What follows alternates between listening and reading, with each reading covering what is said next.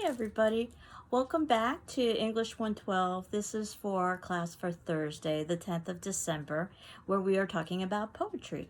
And today, the 10th, is when your paper number 2 is due, your paper on drama. And that's going to be due at 11:59 p.m. this evening. And the drama paper is very similar to the short story paper. The difference is that rather than writing about a short story, you're writing about a drama. So approximately 5 pages or so. And you would be supporting a particular thesis, or 4 to 5 pages. But as long as the paper needs to be is really what's more important. In terms of quoting, it would also be very similar. And then at the ending of the quote, in parentheses, you include the page number, except if you are quoting from Shakespeare. Shakespeare's a little bit different because Shakespeare doesn't rely on page numbers. Basically, because Shakespearean plays are divided into act and scene and line. In the parentheses, you can refer to the play by the act and the scene and the line rather than the page number. So again, it's not a big deal if you were to refer to Shakespeare by a page number, because I would just circle it and indicate act and scene and line to make sure that you get into the habit of doing that. But I just wanted to state that. And in terms of your poetry journal, that's going to be due on the 16th. We finish class on the 15th, and we'll be taking up the last class, finishing up with poetry, so that you've got 24 hours to submit in a journal. Though certainly you can hand in a journal early. That'll be due at 10 a.m.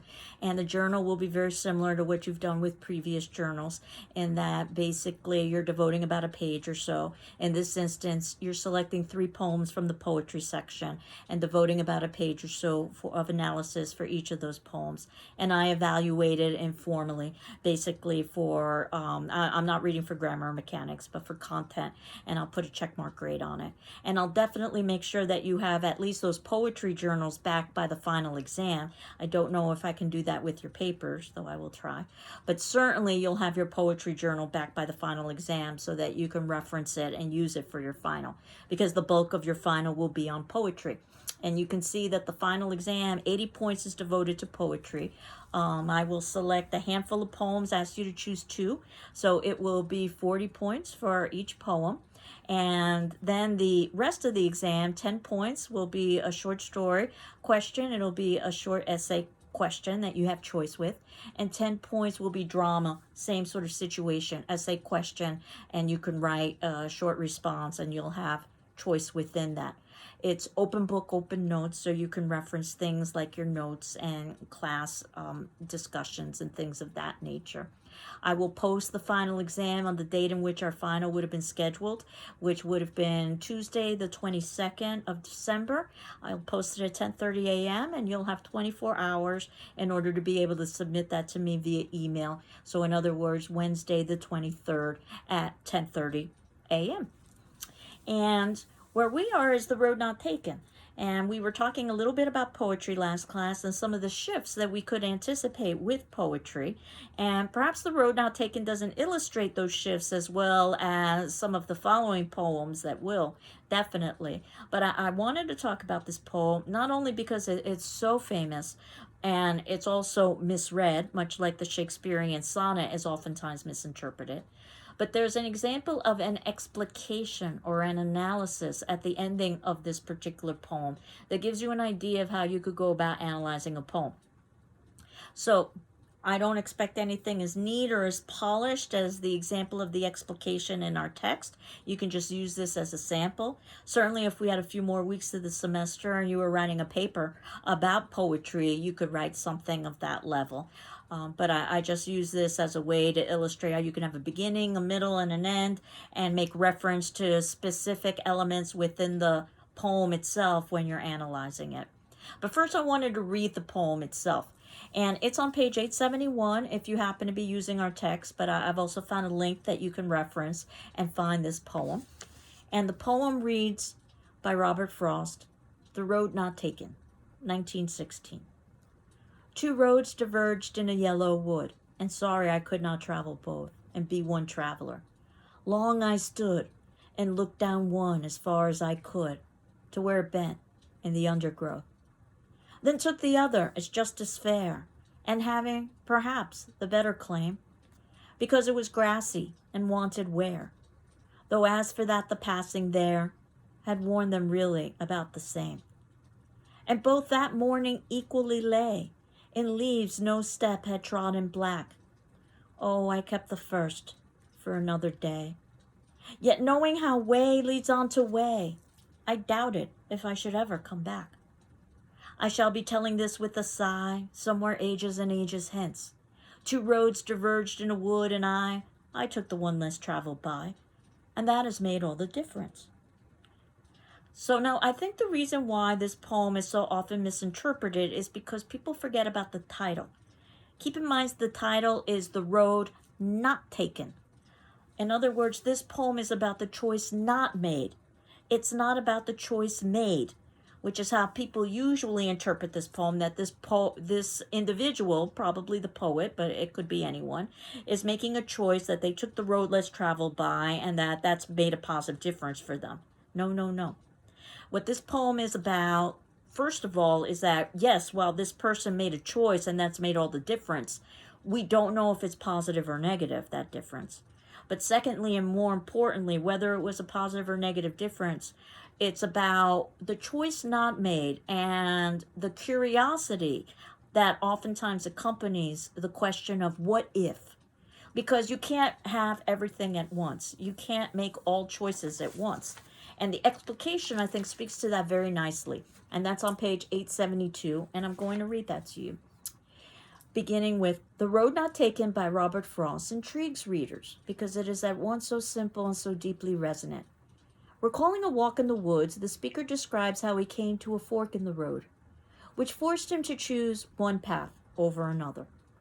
Though, quote, sorry, unquote, that he, quote, could not travel both, unquote, he made a choice after carefully weighing his two options. This, essentially, is what happens in the poem. There is no other action.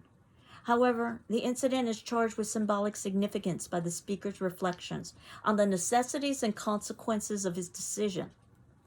The final stanza indicates that the choice concerns more than simply walking down a road, for the speaker says that choosing the, quote, less traveled, unquote, path has affected his entire life.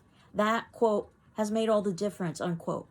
Frost draws on a familiar enough metaphor when he compares life to a journey, but he's also calling attention to a less commonly noted problem. Despite our expectations, aspirations, appetites, hopes, desires, we can't have it all. Making one choice precludes another. It's impossible to determine what particular decision the speaker refers to. Perhaps he had to choose a college, a career, a spouse. Perhaps he was confronted with mutually exclusive ideas, beliefs, or values. There's no way to know because Frost wisely creates a symbolic choice and implicitly invites us to supply our own circumstances. The speaker's reflections about his choice are essential to an understanding of the poem as the choice itself. Indeed, they may be more central. He describes the road taken as, quote, having perhaps the better claim, / because it was grassy and wanted wear, unquote. He prefers the, quote, less traveled, unquote, path. This seems to be an expression of individualism, which would account for, quote, the difference, unquote, his choice made in his life. But Frost complicates matters by having the speaker also acknowledge that there was no significant difference between the two roads. One was, quote, just as fair, unquote, as the other. Each was, quote, worn really about the same, unquote. And, quote, both that morning equally lay, / in leaves no step had trodden black, unquote. The speaker imagines that in the future, quote, ages and ages hence, unquote, he will recount his choice with a, quote, sigh, unquote, that will satisfactorily explain the course of his life. But Frost seems to be having a little fun here by showing us how the speaker will embellish his past decision to make it appear more dramatic. What we hear is someone trying to convince himself that the choice he made significantly changed his life. When he recalls what happened in the, quote, yellow wood, unquote, a color that gives a glow to that irretrievable moment when his life seemed to be on the verge of a momentous change, he appears more concerned with the path he did not choose than with the one he took. Frost shrewdly titles the poem to suggest the speaker's sense of loss and not being able to, quote, travel both, unquote, roads. When the speaker's reflections about his choice are examined, the poem reveals his nostalgia instead of affirming his decision to travel a self-reliant path in life. The rhymed stanzas of The Road Not Taken follow a pattern established in the first 5 lines, A, B, A, A, B. The rhyme scheme reflects, perhaps, the speaker's efforts to shape his life into a pleasing and coherent form. The natural speech rhythms Frost uses to allow him to integrate the rhymes unobtrusively. But there's a slight shift in lines 19 and 20, when the speaker asserts self-consciously that the, quote, less traveled, unquote, road, which we already know to be basically the same as the other road, quote, made all the difference, unquote. Unlike all the other rhymes in the poem, difference does not rhyme precisely with hence, which may suggest that the speaker is trying just a little too hard to pattern his life on his earlier choice in the woods. Perhaps the best way to begin reading Frost's poetry is to accept the invitation he placed at the beginning of many volumes of his poems. The pasture means what it says, of course. It is about taking care of some farm chores. But it is also a means of, quote, saying one thing in terms of another, unquote. And again, I don't expect anything as polished or detailed as this, but you can notice that there's a first paragraph. This is where you give the name of the author and the text, in this instance, the poem. And what this particular author did was basically summarize the major points of the poem in the first paragraph. Second paragraph talks about the final stanza. Remember, we had talked about the stanza being similar to a paragraph break, but it's equivalent in a poem.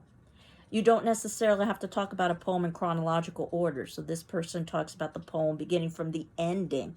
And the ending idea that this choice has somehow influenced his life, has made all the difference. Though we don't necessarily know if that's positive or negative. The following paragraph gives some specific quotes from the poem itself. And not only that, as I was reading some of the quotes from the poem, you might have noticed I used a slash. And that's indicated here. Basically, what a slash indicates in a quotation from poetry is that that's the ending of a line of poetry, and it's showing the ending of that line, and it's the break. The slash is the break before the beginning of the next line. So when you see that slash in quotation, inside the quotation marks of poetry, that's what the writer is trying to tell you, that this would have been a break in its line in poetry. And then we talk a little bit in the next paragraph about what the term yellow wood might mean.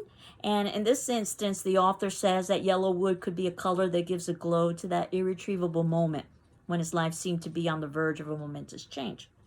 I can't disagree with that. I don't know if I necessarily agree.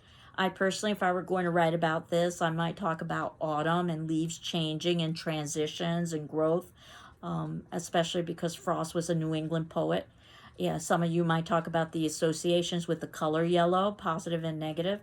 Again, in terms of poetry, you don't necessarily have to have a right answer. You just have to have a possible answer, something that you could support with reference from the text. The next paragraph, the writer tries to talk about the rhyme scheme. And remember, I had mentioned that you don't want to talk about the construction of the poem, its rhyme or meter, unless you can connect it to what is happening within the poem itself. And that's what this author does. They talk about the rhyme scheme that perhaps that reflects, I like the word perhaps. This reflects the speaker's efforts to shape his life into a pleasing and coherent form, when the rhyme scheme is A, B, A, A, B. And I certainly couldn't disagree with that. I don't know if that's necessarily, again, correct. But kudos in trying to talk about the rhyme scheme and connecting it to the actual poem itself. And then we have a conclusion in which the writer is making reference to other Robert Frost poems. I wish the conclusion were a little bit longer. It's only 2 sentences long, and as you know, a paragraph should be 3 or more sentences. But this is a very nice overview of this particular poem. So again, with the Shakespearean sonnet, as I said, it's oftentimes misread. The same thing with Frost, The Road Not Taken. It's less about taking a choice that most people don't take and having it be positive. And it's more about, what about the choice that you don't pursue, and what might that mean? And keep in mind, there's equivocation in this poem, that Frost talks about how, although it seems like one road has less wear than another, that morning they equally lay. Again, a reference to the idea that sometimes a choice can seem equal, at least based on that specific moment in time and that particular setting. And talking about setting, this is where we get to Next to, of course, God, America, I, our next poem, which probably does a better job of sort of illustrating what the poem American Poetry suggested, that whatever it is, it must have a stomach that can digest rubber, coal, uranium, and so forth. And while most of the poems I've been finding on the Poetry Foundation website, which is a great website for poetry, they did not include this E.E. Cummings poem, so I found another website where you could find it, though this is on page 718 of our textbook if you are able to access our particular textbook. If you know anything about E.E. Cummings, just like Robert Frost, both of these are canonical authors that are very famous, that are considered by scholars and critics to be worthy of study. And in terms of E.E. Cummings, he's known for breaking a lot of the writing conventions. And we talked about how Emily Dickinson did this with dashes and irregular capitalization. E.E. Cummings does so even more. Just by skimming his poem, you can very easily see that it looks odd and that he's not capitalizing anything. And usually we capitalize proper nouns in order to give them respect. Words like God and America, and even the pronoun I, because it's supposed to be a substitute for our name. And that's not at all what we find in this particular poem. You can see that the punctuation is also lacking here, and that the poem begins with a quotation mark. And most of the poem is a quote. Right up to the second to the last line is the ending of that quote, and then we've got a break, and then a last line that stands on its own. That last line establishes the setting. He spoke and drank rapidly a glass of water. So what we need to do is to determine what the setting might be where somebody would be speaking and drinking rapidly a glass of water. As I read this poem to you, and in fact that entire quote is a question, and that's important too. E.E. Cummings, Next to, of course, God, America, I, 1926. Next to, of course, God, America, I love you, land of the pilgrims, and so forth. Oh, say, can you see by the dawn's early, my country 'tis of centuries come and go, and are no more of it. We should worry in every language, even deaf and dumb. Thy sons acclaim your glorious name by gory, by jingle, by gee, by gosh, by gum. Why talk of beauty? What could be more beautiful than these heroic happy dead, who rush like lions to the roaring slaughter? They did not stop to think they died. Instead, then shall the voice of liberty be mute? He spoke and drank rapidly a glass of water. And as we continue to go through this poem, the setting that we can conclude is that this is somebody who's giving a public address, a speech, and they are speaking to an audience. And not only did he speak, but he drank rapidly a glass of water because his throat was dry, which oftentimes happens when we speak for long periods of time. You can also say that he's washing down part of what he said about America, and none of it is positive. You would expect in 1926 that if somebody were speaking about America or God, they would be talking about both of those subjects in a positive way, especially if they were speaking publicly. And instead, we get the exact opposite. And that's the way that this poem upsets expectations, even more so than the grammar and the mechanics and the defiance of the rules of that. The poem, too, defies the expectations of how one should proceed with topics like America and God. And at the very beginning, we're told, next to, of course, God, America, I love you, land of the pilgrims, and so forth. Or say, can you see by the dawn's early, my country 'tis of. So these are just snippets of patriotic songs and jingles and sayings. They are basically undercut because none of them are in their entirety. And there's also a commentary that many people don't know them in their entirety. And even if you do know them in that entirety, that doesn't necessarily make you a patriot. That just means that you've got a good memory. And then it goes on and it says, 'tis of centuries come and go, and we are no more of it. We should worry in every language, even deaf and dumb. And if you're looking at the poem, deaf and dumb and run together so that we pay attention to that. That's made into one word, deaf and dumb. The assumption being that Americans are deaf and dumb, that America is deaf and dumb, that perhaps the people reading this poem could be deaf and dumb. As we go on and we're told, thy sons, so he's making reference to sons, acclaim your glorious name. He's talking to America. Thy sons acclaim your glorious name by gory, by jingle, by gee, by gosh, by gum. All of these G sounds, g, g, g, g, g, which sounds like basically the shots from a machine gun, and that's very deliberate because when he's referencing thy sons, he's talking about American soldiers who acclaim America's glorious name by gory, by G, by jingo, by gosh, by gum. Gory is negative. The idea of jingoism, too, is negative, putting one's nationality or one's country above others. And then G and gosh and gum, these are supposed to be the lines or the words that one would speak in public if they were showing dismay. Oh, gee, oh, gosh. But that's not the reality. The words are much more colorful. They were in 1926, and they are certainly today. And then we go on, why talk of beauty? What could be more beautiful? And I read it this way because if you're looking at that particular line, which is about line 9 or so, the word beaut is divided. We've got beaut first and then iful in the next line. So the one thing that is beautiful in this poem is, again, cut up, ironic deflation. Then those heroic happy dead.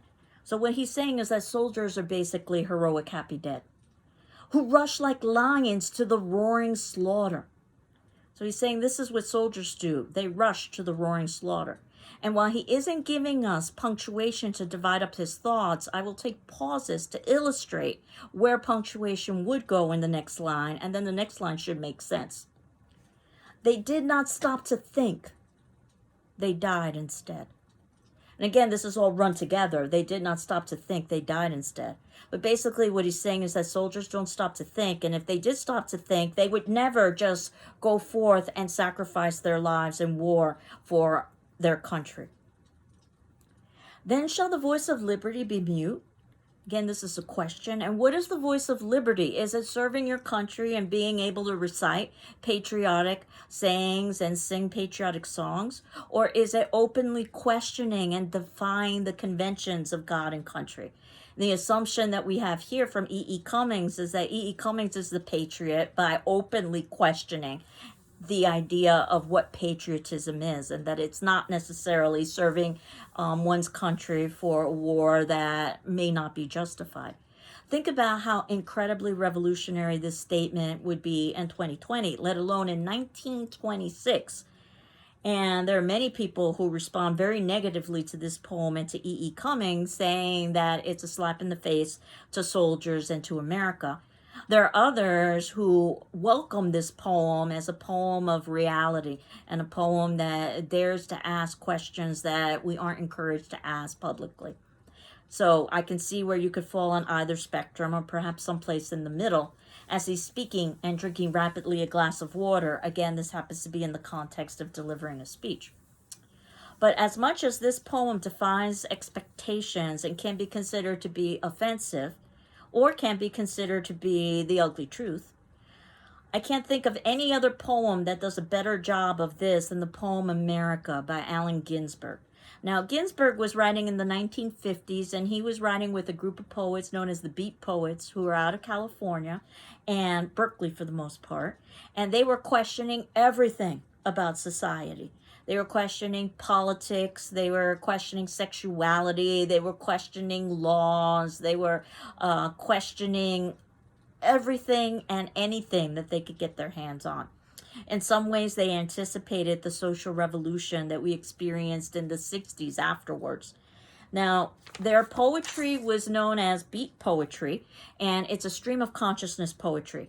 In other words, it doesn't follow any kind of pattern whatsoever. It's supposed to mimic the thought patterns of an individual. So it doesn't necessarily always make sense. It doesn't necessarily always have rhyme, and it doesn't necessarily always have reason.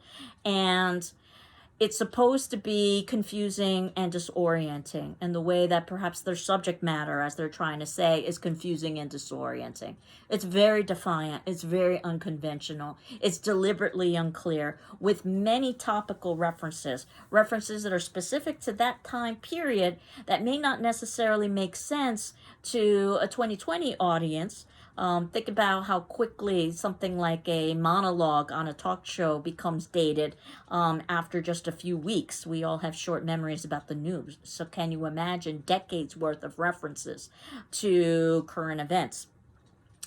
But basically, you can get the sense that the references that he happens to be citing are of places of injustice or places where he feels injustice has occurred within his particular society as he's talking about America.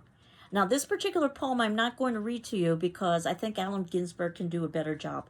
And you can see that I've included a link where he himself is reading a poem, or at least is reading a draft of the poem. Because if you will read his poem, you will see that he changed a few things. And that also is interesting to see the process that a poet goes through when they're drafting so that ultimately the final version is different. So what we're hearing him read out loud is slightly different than the version than we would find on, well, the handout that I would have distributed if we were in class. But instead, what I've got is a link to the Poetry Foundation so that you can actually read that poem. But again, I want you to listen to him reading that poem. This would be a good place to stop the video now and listen to the poem, and then come back because there were a few things I wanted to say about it. So you can stop now. And I hope you've come back now. Welcome. And you've listened to Allen Ginsberg. And as you can see, it was a very long poem, at least in comparison to the poems that we've read.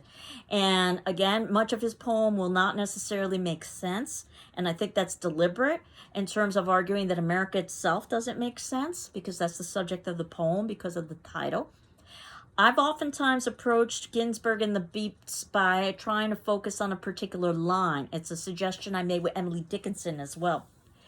And if we look at the beginning, I've given you all and now I'm nothing. He's talking to America and saying that he's given the country all and the country's given him nothing.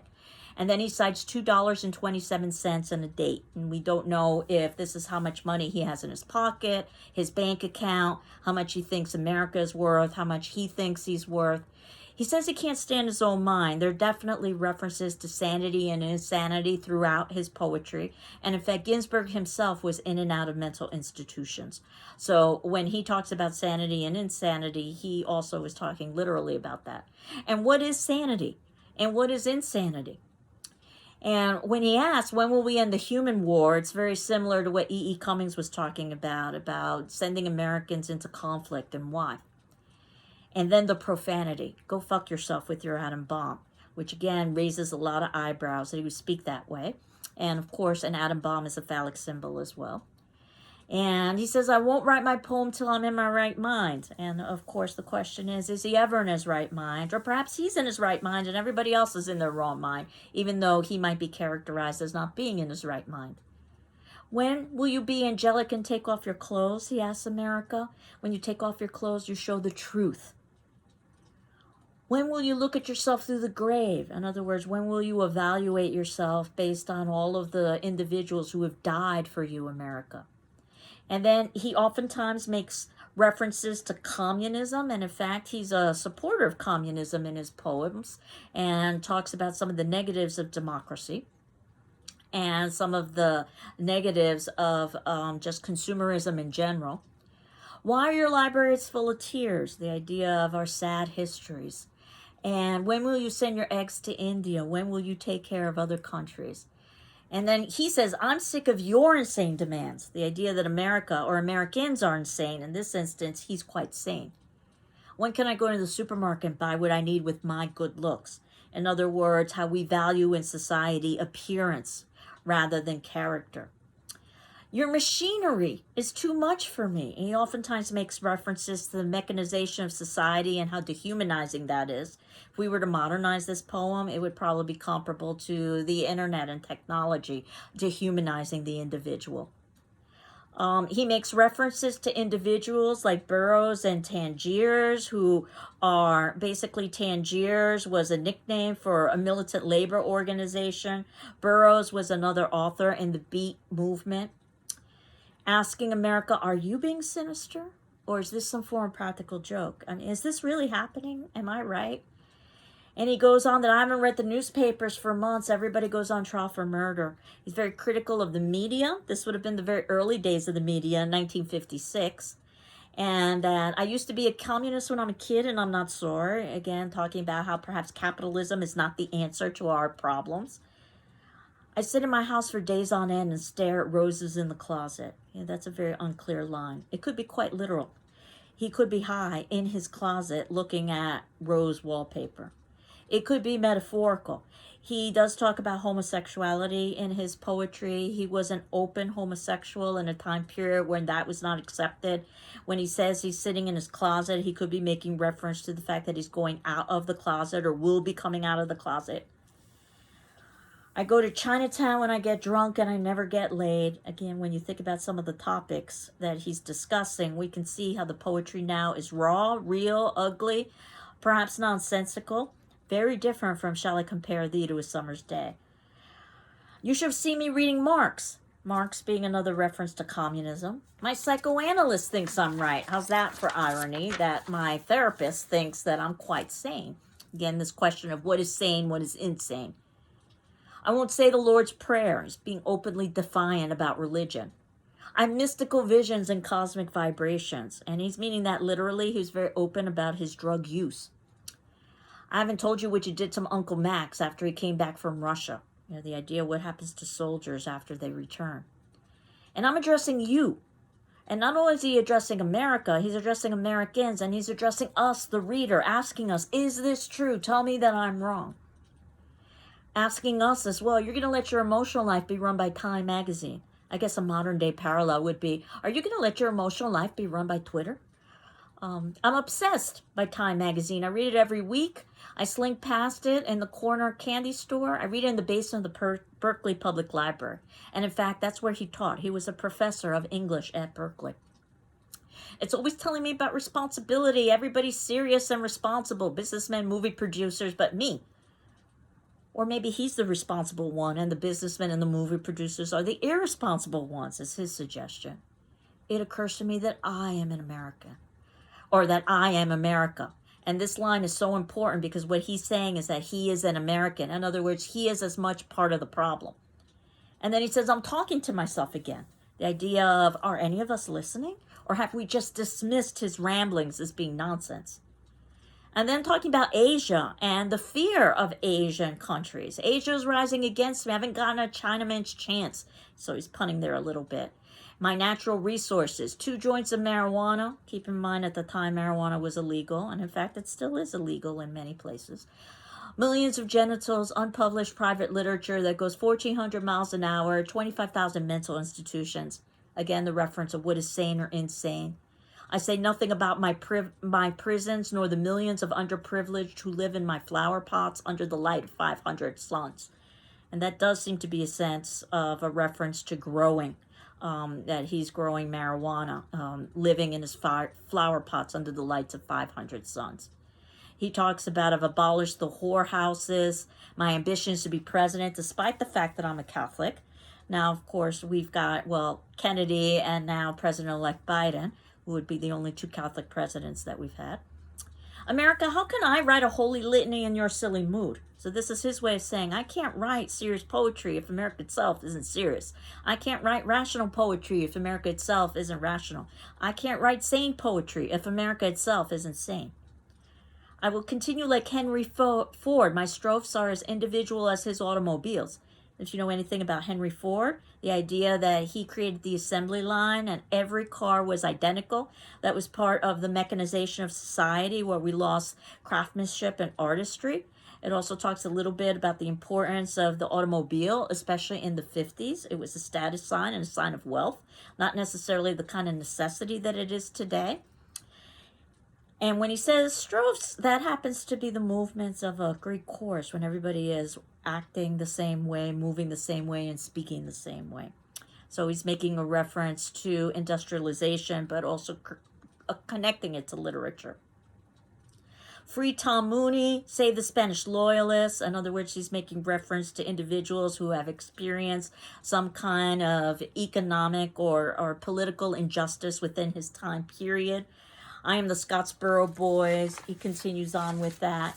And then the poem collapses. It doesn't even look like a poem at all. At this point, it begins to look like prose. It just completes sentences, like a paragraph.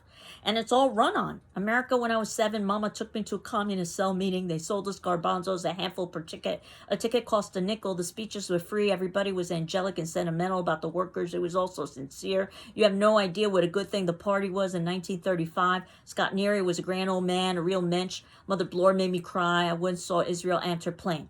Everybody must have been a spy. And then talking to America, you don't really want to go to war, do you? It's them bad Russians. And at the time, you would have thought about the idea of how Russia was seen as the ultimate enemy. It's them bad Russians and them Chinamen. And then Russians. Russia wants to eat us alive. The Russia's power mad. She wants to take our cars from out of our garages. Again, the reference to the idea of communism taking away our possessions. Notice how he's trying to mimic English as a second language by making some mechanical errors. Her wants to grab Chicago. And Chicago would be the basically birthplace of the automobile, or at least the center of the automobile industry. Her needs a red Reader's Digest. Her wants are auto plants in Siberia. Him big bureaucracy running filling stations. That no good. Oh. Him make Indians learn read. Him need big black niggers. Ha. Notice the use of the N word there. Her make us all work 16 hours a day. Help. America, this is quite serious. So again, much of this poem doesn't seem serious. This is the impression I get from looking at the TV set, he says. Again, this is a reference to the media. Is this correct? In other words, challenging us. Am I wrong? If so, show me. I'd better get down to the job. It's true I don't want to join the army, turn lathes and precision parts factories. He doesn't want to be a soldier. He doesn't want to work in a factory. I'm nearsighted and psychopathic anyway. In America, I'm putting my queer shoulder to the wheel, and he does mean queer in all of the meanings of queer when he's referencing his sexuality in this instance. Which would negate his being able to join the military, at least if he were open about his sexuality. There are people who hate the beat poets and Allen Ginsberg, saying they're nothing short of offensive and that what they are doing is just drivel and nonsensical. There are people who love the beats and say that finally we get a poem and poetry of reality that's willing to expose the ugly, raw truth. So you can take lots of different perspectives about the beats and about the poem America, but definitely you can see that this is a very different kind of poetry than the poetry we've been reading thus far. In terms of today's attendance question, since we have 3 poems and we'll finish up with the other poems on Tuesday, my attendance question is, which poem, The Road Not Taken, next to, of course, God, America, I, or America, do you think is more relevant to our current time and society? And why? Again, no right or wrong answer. I'm just curious to see what your thinking process is with this. And this will be due on Friday, the 11th of December at 10 a.m. So I hope you're doing well. I'm doing well. And we will finish up our poetry section next class. Take care.